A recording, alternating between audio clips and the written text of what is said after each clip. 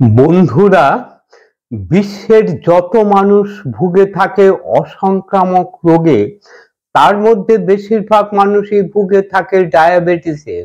আবার বিশ্বের যত মানুষ ডায়াবেটিসে ভুগে থাকেন, তাদের মধ্যে বেশিরভাগ ডায়াবেটিস রোগীরাই ভুগে থাকেন শারীরিক দুর্বলতায়, শক্তিহীনতায়। আপনারা দেখে থাকবেন, নন ডায়াবেটিক কোনো মানুষের শারীরিক দুর্বলতা, শক্তিহীনতা দ্রুত দূর করতে আমরা তাদের গ্লুকোজ খেতে দেই বা গ্লুকোজের স্যালাইন দিয়ে থাকি। অপরদিকে আপনারা ভাবুন তো, ডায়াবেটিক পেশেন্টদের রক্তে গ্লুকোজের পরিমাণ স্বাভাবিকভাবেই অনেক বেশি থাকা সত্ত্বেও কেন তাদের শারীরিক দুর্বলতা, কেন তাদের শক্তিহীনতা? আপনারা কি কখনো ভেবে দেখেছেন এর পিছনে বৈজ্ঞানিক কারণটাই বা কি? কেন এমনটা হয়? আসুন আজকের এই ভিডিওটিতে আমরা এই নিয়ে একটু আলোচনা করে দেখি। আমি ডাক্তার অলোক দেবনাথ।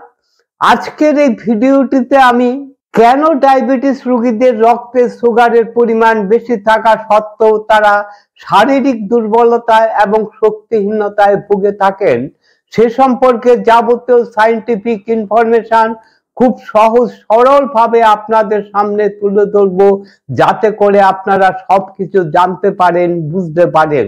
আপনারা যদি এই গুরুত্বপূর্ণ ভিডিওটি প্রথম থেকে শেষ পর্যন্ত মনোযোগ দিয়ে দেখেন এবং সঙ্গে থাকেন, তাহলে আপনারা সবকিছু জেনে বুঝে এই দুর্বলতার হাত থেকে, এই শক্তিহীনতার হাত থেকে সারা জীবন সুস্থভাবে বেঁচে থাকতে পারবেন। দেখুন, শারীরিক দুর্বলতা অনেক কারণেই হতে পারে। এটি নির্দিষ্ট কোনো রোগের জন্য হতে পারে, যেমন থাইরয়েডের সমস্যা, কিডনি রোগের সমস্যা, নার্ভের সমস্যা, হার্টের সমস্যা, নানান কারণেই হতে পারে। আবার আমাদের শরীরের বিভিন্ন নিউট্রিয়েন্টস বা পুষ্টির অভাবে হতে পারে, ডিহাইড্রেশনের জন্য হতে পারে। আবার যারা দীর্ঘকালীন ভাবে নিয়মিত বেশ কিছু ওষুধপত্র খেয়ে থাকেন, তাদেরও ওষুধের পার্শ্ব প্রতিক্রিয়া হিসাবেও হতে পারে। আমাদের আজকের আলোচনার বিষয় হচ্ছে ডায়াবেটিস রোগীদের শারীরিক দুর্বলতা নিয়ে। কেন বেশিরভাগ ডায়াবেটিস রোগীরাই শারীরিক দুর্বলতায় ভুগে থাকেন? মূল আলোচনায় যাওয়ার আগে আমাদের শরীরে ডায়াবেটিস কেন হয়, কিভাবে হয়, ডায়াবেটিস হওয়ার প্যাথোফিজিওলজিটা একটু জেনে নিলে আমাদের বিষয়টি বুঝতে সুবিধা হবে। দেখুন, এটি একটি চিকিৎসা বিজ্ঞানের জটিল বিষয়। বিজ্ঞানের এই জটিল বিষয়টি আমি চেষ্টা করব বাংলা ভাষায় খুব সহজ সরল ভাবে সাধারণ মানুষের বোঝার উপযোগী করে বলতে, যাতে করে আপনারা সবকিছু বুঝতে পারেন। অনুরোধ রইল আপনারা শেষ পর্যন্ত মনোযোগ দিয়ে এই ভিডিওটি দেখবেন। আসুন এখন আমরা টাইপ 2 ডায়াবেটিস রোগীদের শরীরে কিভাবে, কোন পদ্ধতিতে ডায়াবেটিস তৈরি হয়ে থাকে সেই সম্পর্কে একটু বুঝিয়ে বলার চেষ্টা করি। আমাদের বেঁচে থাকার জন্য প্রতিদিন নিয়মিত আমরা যে খাদ্য খাবারগুলি খেয়ে থাকি, সাধারণত সেগুলি তিনটি উপাদান দিয়ে তৈরি: প্রোটিন, ফ্যাট এবং কার্বোহাইড্রেট। প্রোটিন আমাদের পেটে গিয়ে অ্যামাইনো অ্যাসিডে কনভার্ট হয়, ফ্যাট ফ্যাটি অ্যাসিডে কনভার্ট হয়, আর কার্বোহাইড্রেট সুগার বা গ্লুকোজে কনভার্ট হয়। কার্বোহাইড্রেট হচ্ছে সেই সমস্ত খাদ্য খাবার যা খেলে আমাদের রক্তে সুগারের পরিমাণ বাড়ে। খাওয়ার সময় সেই খাবারটি মিষ্টি লাগতেও পারে, আবার নাও পারে। এখন কার্বোহাইড্রেট খাদ্য খাবার আমরা খেলাম, এই কার্বোহাইড্রেট খাদ্য খাবার আমাদের পেটে গিয়ে বিভিন্ন এনজাইমের সাহায্যে কার্বোহাইড্রেট থেকে ভেঙে আমাদের রক্তের গ্লুকোজ বা সুগারের পরিমাণ বাড়ায়। এই গ্লুকোজ বা সুগারই হচ্ছে আমাদের এনার্জির একটি গুরুত্বপূর্ণ সোর্স বা উৎস, যা আমাদের শরীরের পক্ষে খুবই প্রয়োজনীয়। এই এনার্জি ছাড়া আমরা বাঁচতেই পারবো না। রক্তের মধ্যে থাকা এই গ্লুকোজ বা সুগার একা একা আমাদের সেলের কাছে যেতে পারে না, সেলের মধ্যে ঢুকতে পারে না। এই গ্লুকোজকে আমাদের সেলে ঢুকতে গেলে তার প্রয়োজন হয়ে থাকে একটি বাহক বা ক্যারিয়ারের। আমাদের শরীরে যে প্যানক্রিয়াস রয়েছে, সেই প্যানক্রিয়াসের বিটা সেল থেকে কার্বোহাইড্রেট খাদ্য খাবার খাওয়ার সাথে সাথেই আমাদের রক্তে ইনসুলিনের নিঃসরণ হয়ে থাকে। এই ইনসুলিনই হচ্ছে আমাদের রক্তে থাকা গ্লুকোজের বাহক বা ক্যারিয়ার। এই ইনসুলিন আমাদের রক্তের মধ্যে থাকা গ্লুকোজকে আমাদের সেলের কাছে নিয়ে যায়। আপনারা জানেন আমাদের প্রতিটা সেলের বহিরাবরণে আউটার লেয়ারে রয়েছে ইনসুলিন রিসেপ্টর। ইনসুলিন রক্তের গ্লুকোজকে নিয়ে গিয়ে আমাদের ইনসুলিন রিসেপ্টরের সাথে বাইন্ড করে। এর সাথে সাথেই আমাদের সেলের মধ্যে গ্লুকোজ ঢোকার যে রাস্তা বা পথ সেটি খুলে যায়, ওপেন হয়ে যায়। সেই পথ দিয়ে গ্লুকোজ আমাদের সেলের মধ্যে প্রবেশ করে। আপনারা এটাও জানেন আমাদের প্রত্যেকটি সেলের মধ্যে মাইটোকন্ড্রিয়া থাকে। সেই মাইটোকন্ড্রিয়া গ্লুকোজকে কাজে লাগিয়ে শক্তি উৎপাদন করে, এটিপি উৎপাদন করে, যার সাহায্যে আমরা আমাদের শরীরের সমস্ত রকম মেটাবলিক কার্যক্রমগুলি করে থাকি। এর সাহায্যেই আমরা বেঁচে থাকি, আমরা এনার্জেটিক থাকি। এটি একটি স্বাভাবিক ফিজিওলজিক্যাল প্রক্রিয়া। যদি আপনি বারে বারে কার্বোহাইড্রেট জাতীয় খাদ্য খাবার প্রয়োজনে অপ্রয়োজনে খেয়ে থাকেন, যতটুকু কার্বোহাইড্রেট জাতীয় খাদ্য খাবার আপনার শরীরের পক্ষে প্রয়োজন তার থেকে বেশি বেশি পরিমাণে খেয়ে থাকেন, আবার যতটুকু পরিমাণে কার্বোহাইড্রেট খাদ্য খাবার খাচ্ছেন সেটা সঠিকভাবে কাজে লাগাচ্ছেন না, ব্যবহার করছেন না, আপনি অলস জীবনযাপন করছেন, কোন রকম এক্সারসাইজ করছেন না, এর সাথে সাথে যদি আপনার অ্যাংজাইটি, স্ট্রেস এবং টেনশন থাকে, আপনার যদি ঘুম ভালো না হয়, এইভাবেই যদি চলতে থাকে, তাহলে একটা সময়ের পরে গিয়ে আপনার শরীরের সেলগুলিতে সুগারের পরিমাণ বেড়ে যাবে। আমাদের সেলগুলি সুগারকে ফ্যাটে কনভার্ট করে সেলের মধ্যে জমা করবে। আমাদের সেলগুলি ফ্যাটে ভর্তি হয়ে যাবে, সেলের মধ্যে স্পেস কমে যাবে। এই অতিরিক্ত সুগার আমাদের শরীরের পক্ষে টক্সিক বা ক্ষতিকারক। আমাদের শরীরের সেলগুলির ক্ষতির হাত থেকে বাঁচতে আমাদের সেলগুলি তখন সুগারকে আমাদের সেলের মধ্যে ঢুকতে দিতে চাইবে না। সেলগুলি ইনসুলিনের প্রতি একটি বিরূপ প্রতিক্রিয়া সৃষ্টি করবে, একটি রেজিস্ট্যান্স তৈরি করবে। এটাকে আমরা বলে থাকি ইনসুলিন রেজিস্ট্যান্স। আবার আমাদের শরীরে যে ইনসুলিন রেজিস্ট্যান্স তৈরি হওয়ার ফলে ইনসুলিন রক্তের গ্লুকোজকে আমাদের সেলের মধ্যে ঢোকাতে বাধাপ্রাপ্ত হওয়ার জন্য আমাদের রক্তে গ্লুকোজ এবং ইনসুলিন এই দুটির পরিমাণও বেড়ে যায়। তখন আমরা রক্ত পরীক্ষা করে বুঝতে পারি যে আমাদের রক্তে গ্লুকোজের পরিমাণ স্বাভাবিক থেকে বেড়ে গেছে। এটাকে আমরা টাইপ 2 ডায়াবেটিস বলে থাকি। এই ইনসুলিন রেজিস্ট্যান্স শুধু ডায়াবেটিস নয়, ডায়াবেটিসের মতন 60টিরও বেশি মেটাবলিক ডিসঅর্ডার তৈরি করে থাকে আমাদের শরীরে। এই ইনসুলিন রেজিস্ট্যান্স তৈরি হওয়ার ফলে আমাদের শরীরে কতগুলি মৌলিক পরিবর্তন ঘটে। এই ইনসুলিন রেজিস্ট্যান্স তৈরি হওয়ার ফলে আমাদের সেলের মধ্যে যথেষ্ট পরিমাণে গ্লুকোজ ঢুকতে পারে না, আমাদের সেলগুলিও গ্লুকোজের অভাবে যথেষ্ট পরিমাণে শক্তি উৎপাদন করতে পারে না, যার ফলশ্রুতিতে আমাদের সেলগুলি অভুক্ত অবস্থায় থাকে, আমাদের সেলগুলি দুর্বলতায় ভোগে, আমরা এই দুর্বলতায় ভুগে থাকি। আবার ব্রেইন মনে করে হয়তো আমরা যথেষ্ট পরিমাণে কার্বোহাইড্রেট খাদ্য খাবার খাচ্ছি না, বা কার্বোহাইড্রেট খাবার যথেষ্ট পরিমাণে খাওয়া সত্ত্বেও ইনসুলিনের অভাবে গ্লুকোজকে আমাদের সেলের মধ্যে ঢোকাতে পারছে না। তাই ব্রেনের নির্দেশে আমাদের কার্বোহাইড্রেট খাদ্য খাবার খাওয়ার ক্র্যাভিং বা হাঙ্গার তৈরি হয়, তারা বারে বারে খায়। আবার খাওয়ার সাথে সাথে আমাদের প্যানক্রিয়াসের বিটা সেল থেকে ইনসুলিনও নিঃসরণ হয়।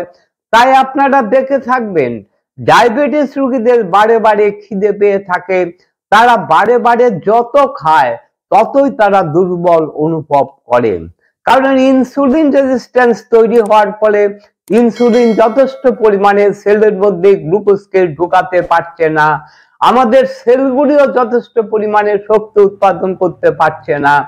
এই কারণেই বেশিরভাগ ডায়াবেটিক রোগীরা এই দুর্বলতায় ভুগে থাকে, শক্তিহীনতায় ভুগে থাকেন।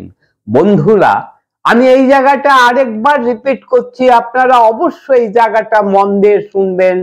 আমাদের শরীরে ইনসুলিন রেজিস্ট্যান্স তৈরি হওয়ার ফলে ইনসুলিন যথেষ্ট পরিমাণে আমাদের সেলের মধ্যে গ্লুকোজকে ঢোকাতে না পারার জন্য গ্লুকোজের অভাবে আমাদের সেলগুলিও প্রয়োজনীয় শক্তি উৎপাদন করতে পারে না, যার ফলশ্রুতিতে বেশিরভাগ ডায়াবেটিস রোগীরাই দুর্বলতায় ভুগে থাকেন, শক্তিহীনতায় ভুগে থাকেন, সব সময় ক্লান্তিতে ভুগে থাকেন। আমাদের এই মানব দেহ কোটি কোটি সেল দ্বারা গঠিত। বেশ কিছু সেল নিয়ে আবার তৈরি হয়ে থাকে একটি টিস্যু, আবার বেশ কিছু টিস্যু নিয়ে তৈরি হয়ে থাকে একটি অর্গান, আবার বেশ কিছু অর্গান নিয়ে তৈরি হয়ে থাকে একটি সিস্টেম, আবার বেশ কিছু সিস্টেম নিয়ে তৈরি হয়ে থাকে আমাদের এই মানব দেহ।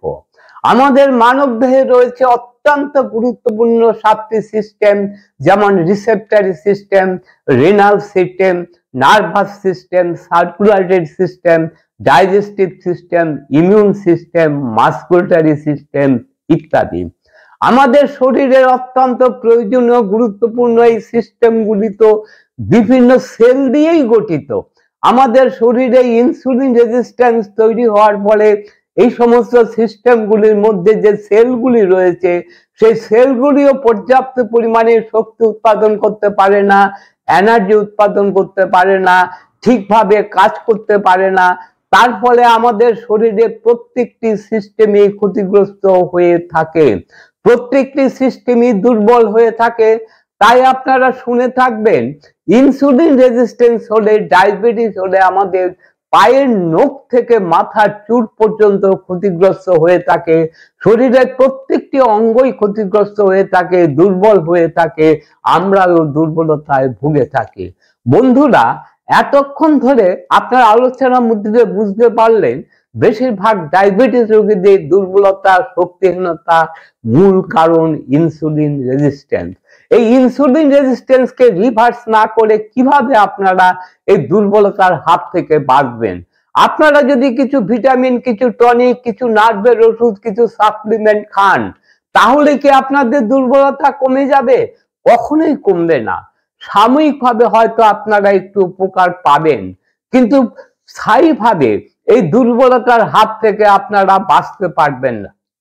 আপনার রোগ হয়েছে টাইফয়েড, আপনি প্যারাসিটামল খেলেই কি আপনার টাইফয়েড ভালো হয়ে যাবে? কখনো ভালো হবে না। আপনার জ্বর হয়তো একটু কমবে, কিন্তু টাইফয়েড সারাতে পারবেন না। টাইফয়েড সারাতে গেলে আপনাকে টাইফয়েডের ওষুধ খেতে হবে। সেরকম আপনাকে স্থায়ীভাবে দুর্বলতা সারাতে গেলে আপনাকে ইনসুলিন রেজিস্ট্যান্সকে রিভার্স করতে হবে। এখন লাখ টাকার প্রশ্ন হচ্ছে, এই ইনসুলিন রেজিস্ট্যান্স থেকে আপনারা বাঁচবেন কিভাবে? কিভাবে আপনারা ইনসুলিন রেজিস্ট্যান্সকে রিভার্স করবেন? এই বিষয়টির উপরে আমার অনেক ডেডিকেটেড ভিডিও আছে। বিস্তারিত জানতে আপনারা সেই সমস্ত ভিডিওগুলো দেখে নিতে পারেন। এই ভিডিওটিতে বিস্তারিত আলোচনা করতে গেলে ভিডিওটি অনেক বড় হয়ে যাবে। আমি ভিডিওগুলির লিংক ডেসক্রিপশন বক্সে দিয়ে রাখলাম। বর্তমান বিশ্বে বৈজ্ঞানিকভাবে একটি প্রমাণিত সত্য যে ইনসুলিন রেজিস্ট্যান্স রিভার্সেবল। খুব সহজেই এই ইনসুলিন রেজিস্ট্যান্সকে রিভার্স করা যায়। কোনো ওষুধপত্র দিয়ে এই ইনসুলিন রেজিস্ট্যান্সকে রিভার্স করা যায় না। আপনারা আপনাদের প্রতিদিনের খাদ্য তালিকার মধ্যে কার্বোহাইড্রেটের পরিমাণ কম রেখে, প্রোটিনের পরিমাণ মডারেট রেখে এবং ফ্যাটের পরিমাণ বাড়িয়ে, ফ্যাট অ্যাডাপ্টেশন করে, ফ্যাট মেটাবলিজমের মধ্য দিয়ে আপনাদের শরীরের সঞ্চিত চর্বিকে বার্ন করার মধ্যে দিয়ে, আপনাদের শরীরের কোষগুলিকে খালি করার মধ্যে দিয়ে আপনারা ইনসুলিন রেজিস্ট্যান্সকে রিভার্স করতে পারবেন। ইনসুলিন রেজিস্ট্যান্সকে রিভার্স করার সাথে সাথে আপনাদের শরীরের কোষগুলিও খালি হবে। তখন খুব সহজেই ইনসুলিন গ্লুকোজকে সেলের মধ্যে ঢোকাতে পারবে। সেলের মধ্যে থাকা মাইটোকন্ড্রিয়া গুলিও গ্লুকোজকে কাজে লাগিয়ে ঠিকভাবে শক্তি উৎপাদন করতে পারবে। কোষগুলি যেমন শক্তিহীনতার হাত থেকে বাঁচবে, সাথে সাথে আপনারাও দুর্বলতার হাত থেকে সারা জীবন সুস্থভাবে বেঁচে থাকতে পারবেন। বন্ধুরা, এতক্ষণ ধরে যারা ভিডিওটি দেখলেন তারা যদি মনে করেন এই ভিডিওটি থেকে নতুন কিছু জানতে পারলেন, নতুন কিছু শিখতে পারলেন, তাহলে আপনারা আপনাদের বন্ধু বান্ধবদের কাছে এই ভিডিওটি শেয়ার করবেন, এই ভিডিওটিতে লাইক দেবেন। আবার যাদের এই ধরনের ইনফরমেটিভ ভিডিও ভালো লাগে তারা অবশ্যই এই চ্যানেলটিকে সাবস্ক্রাইব করে রাখবেন, নতুন নতুন ভিডিও পাবলিশ হওয়ার সাথে সাথে নোটিফিকেশন পাওয়ার জন্য। ভিডিওটি সম্পর্কে আপনাদের যদি কোনো প্রশ্ন থাকে আপনারা অবশ্যই কমেন্টসের মাধ্যমে জানাবেন। আমি চেষ্টা করব আপনাদের সব প্রশ্নের উত্তর দেওয়ার। আজকের ভিডিওটি এইখানে শেষ করছি। আবার দেখা হবে বন্ধু নতুন কোনো ভিডিওতে, নতুন কোনো সময়ে। ততক্ষণ পর্যন্ত আপনারা ভালো থাকবেন, সুস্থ থাকবেন। নমস্কার।